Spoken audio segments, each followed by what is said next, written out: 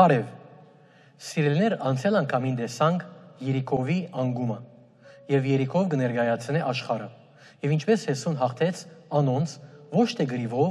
այլ հավատքով։ Իսկ այսօր Հեսու 7 և 8-րդ գլուխներու մեջ պիտի տեսնենք Քայիի գրավումը։ 7-րդ գլուխը կսկսի իսրայելցիներուն բարդությամբ Քայիին թեմ։ Եթե կհիշեք, Քային կներկայացնե մարմինը և ամբողջ ասքի դարավելու պատճառը մեկ մարդումը Աքարի մեղքի պատճառով էր։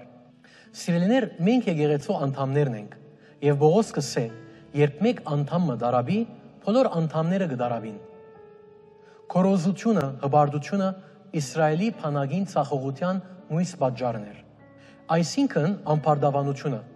մտածելով, որ միայն իրենց կարողությամբ պիտի հաղթեն անոնց։ Լրտեսները Հեսուին ըսին, երկրորդ և երրորդ համարներում մեջ, մեզի միայն 2000 մարդ պետք է, Քայիին հաղթելը շատ թիրուն պիտի ելլա։ Կարծես մարդիկ կգարձեն, որ մարմնին հաղթելը շատ թիրուն է, և որ այդ մեկը ընելու համար միայն մեր կամքին ուժը պետք է։ Բայց ինչպես Պողոս կսե, այդպես չէ։ Ան կսե Հռոմեացիս 7:24-ի մեջ, ինչ խղճալի մարդ եմ ես։ Եվ Հեսու 7:4-5-ի մեջ բանակը կվարտվի։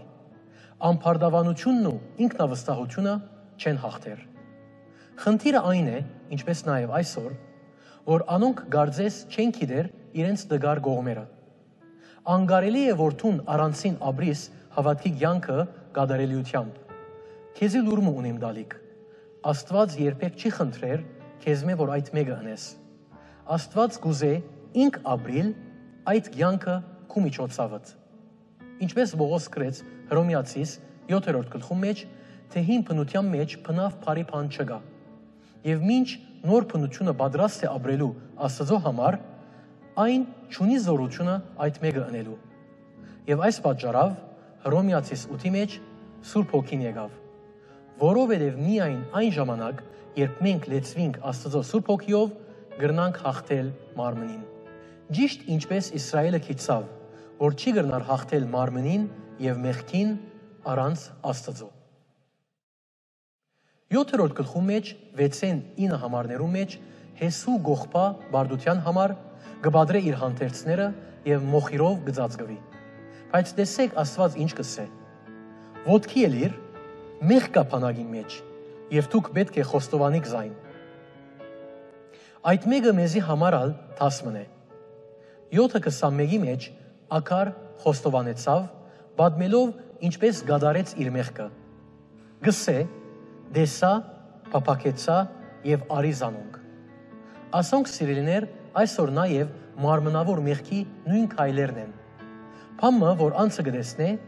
ետքը կփափաքի, կցանգա և ետքը կառնե։ Ուրեմն ինչպես պետք է վարվենք մեր այս մարմնի մեղքին հետ, խոստովանելով մեր մեղքերը։ Իսկ ինչպես պետք է անենք այդ մեկը, բարձրացայն խոստովանիր, ինչպես Աքար արավ, և Աստծո ըսե, ինչ որ քու սրտիդ մեջն է։ Այդ մեղքի խոստովանություն է։ Եվ չես կրնար Աստծո հետ հաղորդակցություն ունենալ,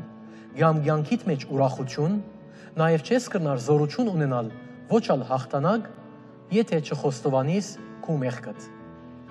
Այս խոստովանութենեն ետք Աստված անոնց հաղթություն տվավ Քայիի վրա։ Այդ մեկը դեղի կունենա Հեսու 8:1-ի մեջ։ Իսկ ինչ հոգևոր դասեր կքաղենք Քայիի մեջ դարած հաղթանակեն, նախ պետք է ճանչնանք թշնամին և անոր կարողությունը, մենք պետք է ընդունենք, որ թշնամին այս մարմինն է, ամենամեծ թշնամին, որ տուն և ես ունենք,